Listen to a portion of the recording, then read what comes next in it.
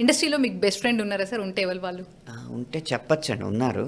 హ్మ్. ఏమవుతుందంటే అతని పేరు బెస్ట్ ఫ్రెండ్ అని చెప్పామనుకోండి. అతని పాట హిట్ అయిందనుకోండి, "నువ్వు అతనికే బాగా రాస్తున్నావు. మీ ఫ్రెండ్ కాబట్టి నాకు రాయట్లేదని" మిగతా దర్శకులు హ్మ్. నా వృత్తి మీద నాకున్న అంకిత హ్మ్. భావాన్ని దాన్ని తక్కువ చేసే ప్రమాదం ఉంది.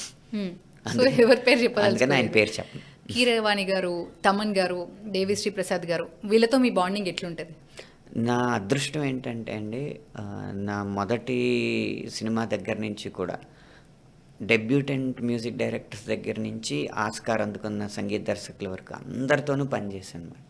ఇది గర్వంగా చెప్పుకోగలను. ఎందుకంటే వాళ్ళతో పనిచేయడం వల్లే ఒక పాట ట్యూన్ వస్తే దాన్ని ఎలా హ్యాండిల్ చేయాలన్నది నాకు అనుభవంలోకి వచ్చింది.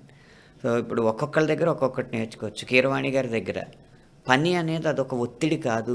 పనిని చాలా ఆస్వాదిస్తూ చెయ్యొచ్చు అనేది నేర్చుకోవచ్చు.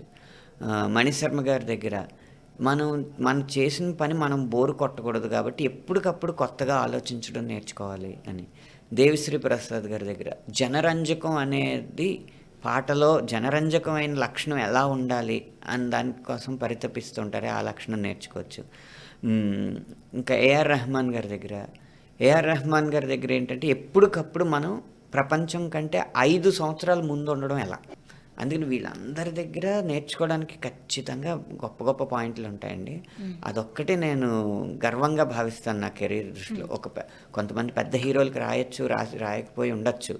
అది అదృష్టం కలిసొస్తే ఎప్పుడో అప్పుడు రాస్తాం. కానీ ఇది భగవంతుడు గనక ఇలాంటి వరం అందించకపోతే ఇలాంటి అన్ని స్థాయిల్లోనూ వాళ్ళ విజయాలు అందుకున్న సంగీత దర్శకులతో పనిచేసే అవకాశం చాలా అరుదుగా వస్తుంది.